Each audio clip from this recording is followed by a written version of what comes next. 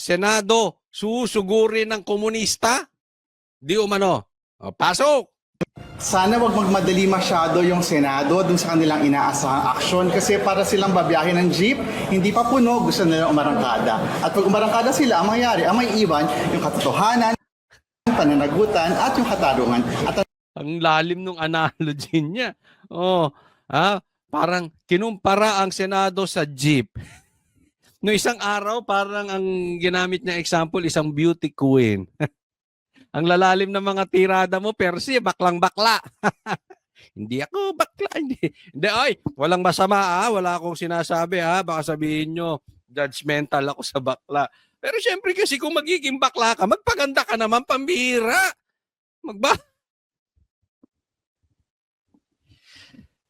Di ba? Sabi nga, may kasabihan, okay? Ito kasabihan hindi ako dyan Sabi, bakla ka na, pangit ka pa. O kaya bakla ka na nga, wala ka pang pera. O kaya bakla ka na, bobo ka pa. Di dapat, meron. Ay, di ako sangayon. Meron po tayo mga kaibigang bakla. Sa katunayan, yung mga banateros, bakla yun. Hindi, joke lang. Ang lalaki ng katawan ng mga kasamahan ko sa banateros. Ang mga siga yun. Meron nga silang may kwento ako sa inyo, ha? Meron na naman daw bagong tayong grupo. Kaya lang yung bagong tayong grupo, markado kay Jay. Nagpaalam na sa amin. Sabi niya, pasensya, baka masira banateros dito. Pero pag nakita ko yung babanatan ko yun, dalawa ron sa miyembro doon sa kabilang grupo. Bakit? Kasi pati nanay niya dinamay, pambihira. Wala bang utak yung mga yan. Pati nanay, dinamay sa vlog. Walang personalan. Kung hindi kaya ng utak ninyo ang politika, huwag niyong daanin sa ad hominem na pati nanay dinadamay. Pero anyway, call ni Jay yan Good luck sa inyo. So gusto ko makita yung laki ng katawan ninyo pagka kayo binugbog ni Jay. Hindi pa ako nananakot. Sabi niya nagpaalam talaga sa amin yun. Oo. Pasensya na baka madamay kayo pero hindi ko pwede talagang palagpasin kasi nanay ko na binirada. Well, anyway, diretso tayo dito. Percy, pasok! nakalulungkot dito, may iwan doon sa biyahe na yan ng taong bayan. Isang araw Ayan na naman tayo sa taong bayan. Sunog na sunog sa inyo, mga taong bayan. Yung the likes mo, sunog na sa inyo ang taong bayan. Ito, kaya ako dito sa mga ito, naiipokritohan ako. Bakit? Laging gamit ng taong bayan, sigaw pa ng sigaw, huwag matakot, makiba ka. Yung mga ganong tonohan Kaliwang kaliwa. Anyway, taong bayan na naman. May anomalya nga sa budget. Ang laki ng anomalya ng budget ng Kamara. Umimik ka ba, Percy? Hindi, ako nagtatanong lang. Umimik ka ba, Percy? 10 ng iyong mga kalaguyo. Hindi, makakalaguyo. Mga kagrupo. Ba't naman kalaguyo? Wala akong kahilig-hilig sa kalaguyo. Sa iyong mga kagrupo, umimik ba kayo? Yung bayaran. Ako tanungin kita, Percy. Totoo ba yung sinabi ni Chanco na yung mga pumirma na bayaran ni Tambaluslos?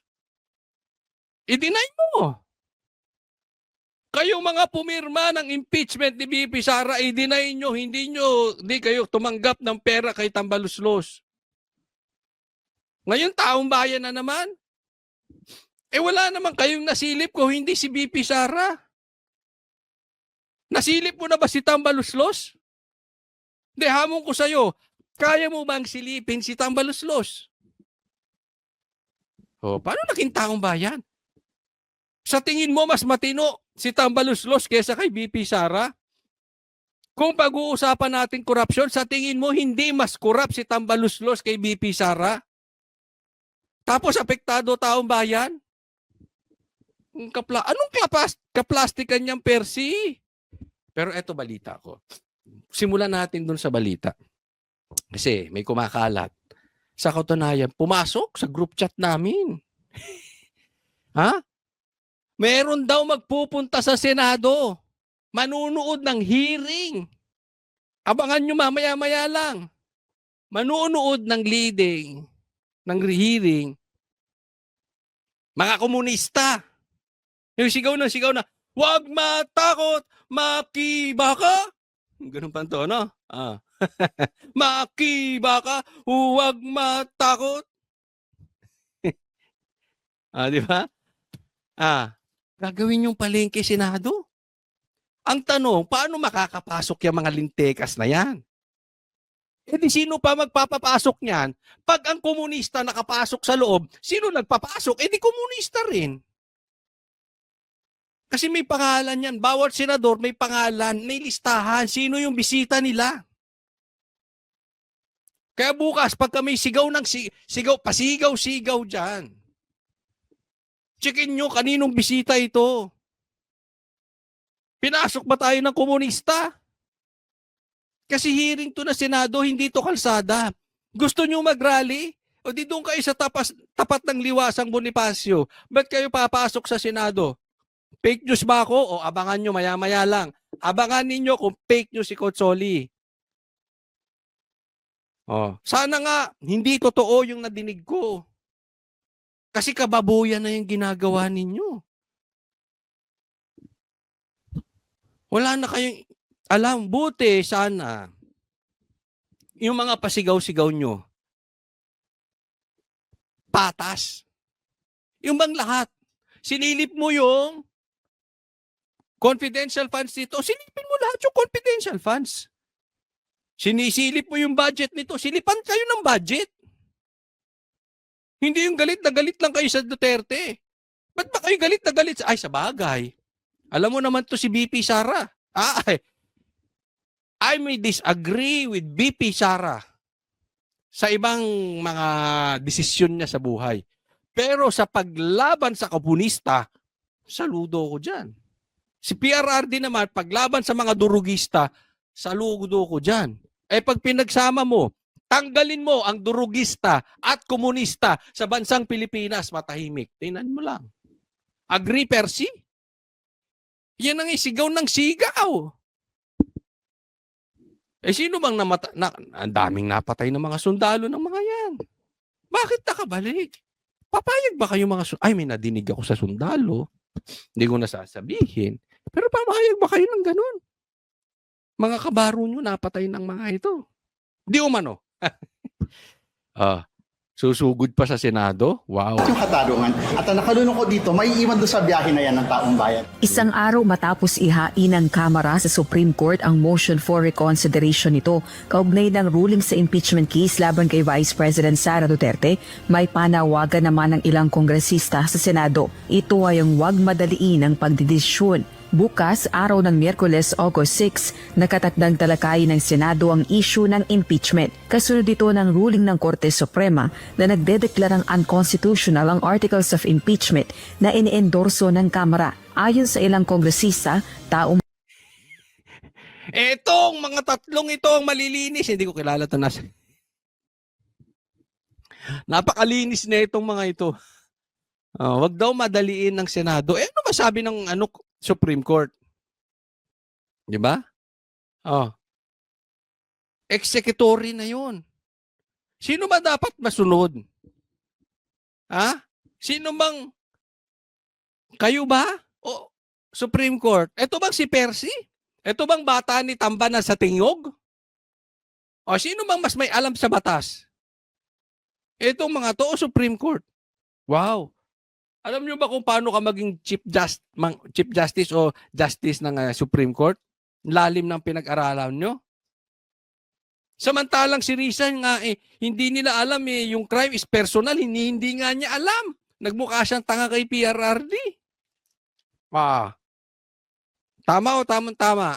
bayan ng talo sa agarang pagsantabi ng kaso. Sa dulo, ang halaga dito dapat marinig ng taong bayan yung dalawang panig at magkaroon ng fair day in court. Kasi nga, pag nangyari yung pag-dismiss na yan na hindi pa final ang process sa Korte Suprema, talo na naman ang taong bayan. The impeachment case is dismissed, then we have practically it's to the country's loss. Kasi ibig sabihin nun, never natin malalaman at never masasagot ang mga katanungan matagal na nating hinihingi. Katulad ng kung ginamit ba ng tama ang confidential funds, may pananagutan ba ang Vice President tungkol sa kanyang pagbabanta sa buhay ng Pangulo, ng unang ginang at ng Speaker ng House. At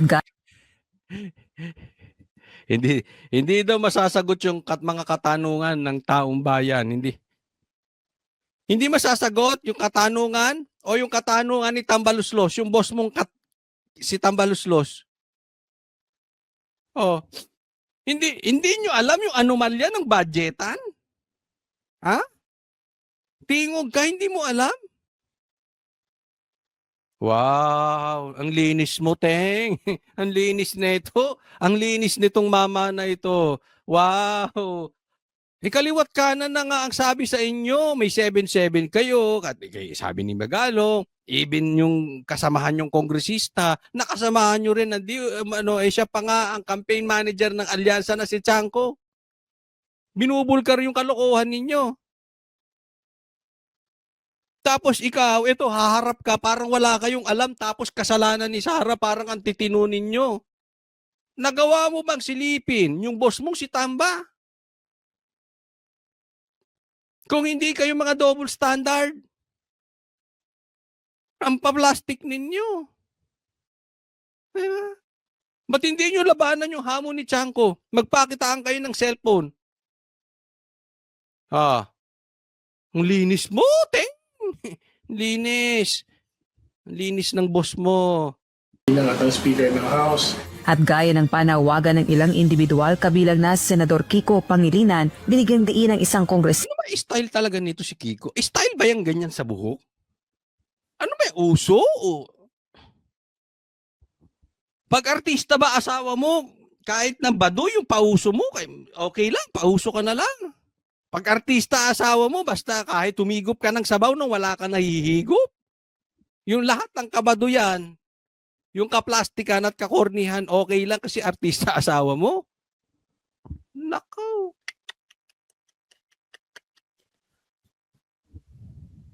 Binigyang diin ng isang kongresista na mahalagang makapagsagawa ng oral arguments ang Korte Suprema kaugnay ng issue. I think the only response to that would be an oral argument. Sino naman to? Si Kaka. Dinagat Islands, Kaka. Arguments in court na pwedeng mabigyan ng pagkakataon yung mga partido to explain ano talaga ang totoong facts doon sa issue. So tingin ko mahalaga na Ano ang totoong facts? Meron bang peking facts? Hindi facts yun. Kasi hindi totoo eh. So lahat ng facts, totoo. Facts nga eh. magkaroon ng ganyang opportunities. Giit naman ni Batangas 2nd Ito District ba, ito, Representative sobrang Jervil linis Luis Ro. nito. Hindi ito namimigay ng pera sa kampanya. Hindi namigay ng pera ito. Malinis tong babae na ito. Oh. Ang House Prosecutor, kailangan maging maingat sa pagresolba ang Korte Suprema sa inihaing motion for reconsideration ng Kamara, lalo na't isa itong landmark case sa impeachment proceedings, kaya nararapat lang bigyan ng lahat ng partido ng pagkakataong maipaliwanag ang kanilang posisyon. Alam mo ang punto niyan dito. Kailangan mag-ingat ng desisyon ng Supreme Court kasi landmark case dahil kung ano man ang magiging desisyon ay gagamitin na ito. So it means jurisprudence to. So yung mga susunod, it is as if or it is really a law. Yung desisyon na ginawa ng Supreme Court ay batas na yan, jurisprudence na yan. Yan po ang sinasabi ni Luis Tro. Itong napakalinis na babae, pinakamalinis sa balat ng lupa na hindi nagbo-vote buying. Sobrang linis nito. Alam mo kung anong dapat jurisprudence na gawin? Anong dapat? Ha? Ipakulong ng Supreme Court si Percy, si Gadon, at saka si Richard. Yun yung mga tatlong dinimanda kasi binastos ang Supreme Court. Lantarang kabastusan. Hindi ito dapat hayaan ng Supreme Court. Dahil kung hinayaan ito ng Supreme Court, asahan nyo Supreme Court, babastusin kayo araw-araw kaliwat kanan para na kayong politiko. Anong mangyayari doon? According to the case of this and that versus Percy, Richard, and Bobo Gadon. Kung sinabing okay lang 'yon. At tinayaan ng Supreme Court 'yon, asahan mo araw-araw na 'yan. Babanatan na kayo. Parang yung mga politiko sabi wag maging onion skin. Kaya nga binabanatan ng mga politiko, hindi sila pwedeng onion skin. Yun po ang naging jurisprudence, yun po ang naging batas. So, if there is a way, hindi po tayo eksperto sa batas. Pero kung meron dapat desisyonan ng Supreme Court na ito, ay dapat manindigan sila dito sa tatlong dinimanda. It's about time that we cannot disrespect the Supreme Court. And how can we do that? Kung maaari, kung nasa batas, kung po pwede, ipakulong yung tatlong yun para hindi na pamarisan. And every time na may babasto sa Supreme Court, ididimanda sila kasi yun ang jurisprudence. Dapat diretso sa kulungan ang babasto sa Supreme Court. So hindi nyo dapat i-baby. Kayo Supreme Court, di ko po kayo tinuturuan. Kayo ay magaling. Pero pag pinalagpas nyo to si Percy, si Bobo Gadon, at saka si Richard, mali kayo dun. So, kung gusto nyong manatili ang kapangyarihan, ang pagiging final arbiter ng Supreme Court, you need to teach these people lesson. Again, if you may, I don't know the exact law about this. If you can, put them in jail. Samantala, welcome naman sa isa pang House Prosecutor, si Manila 3rd District Representative Joel Chua, ang panawagan sa Korte Suprema na maglabas ng status quo anti-order at magsagawa ng oral arguments. Giit ng kongresista, Isa pa itong malinis. Ito si Chua, wala itong tinayong milyong City Hall sa bangketa ng isang eskwelahan. Apakalinis na ito si Chua. Humanda ka kay Isko. Tapos na. Ang araw mo. Delikado ka. Kay Yorme Isko. God first. Malinis to, malinis. ito ay upang mas maipaliwanag ang mga komplikto Walang bahid ng korupsyon. Talagang yung kanyang kanipis-nipis na building na ginawa dyan sa Maynila sa bangketa. Tama ang presyo. Milyon. Akala mo nagtayo ng kondominium. Ang lilinis na itong mga bata mo, Tambaluslos. Wala silang bahid ng korupsyon. Ang mga bata ni Tambaluslos, sila ang dapat tularan ng anak mo, Tambaluslos. Sila ang sa mga nanonood sa akin, itong mga nagsasalita ngayon ng mga bata ni Tambaluslos, yan ang dapat tularan ng mga anak ninyo. Ang lilinis. Pambirang buhay ito. Sila pa yung may alam sa batas. Sila pa yung malilinis. kadong isyung legal at mailahad ang mga pangyayaring makatutulong para sa pag-unawa ng Supreme Court Justices. Rosa Licuz, UNTV. Anong pangalan nito? Rosa Licuz. Pag nagkakaroon ako ng anak at babae at magiging reporter, anchor din, o maybe broadcaster, any journalist. Kasi na-inspired ako sa pangalan, Rosa Licuz. Mga ganyan ang pangalan eh. Dapat, kung babae magiging anak ko, Chris Cristobal. Ganun, no? Para matindi. O kaya kung lalaki, ano ba pag lalaki? Toby Cristobal. Ang galing, no? Chris Cristobal and Toby Cristobal. Galing. Rosa Licuz. Next topic po tayo. Puro takalokohan tong mga bata mo, Tambaluslos. At yun nga mga kababayan, anong masasabi niyo sa balitang ito? Maaring ihayag ang inyong opinyon at kuro-kuro sa comment section sa ibaba. Huwag din kalimutang mag-like, mag-subscribe at mag-share sa bidyong ito. Maraming salamat sa panonood.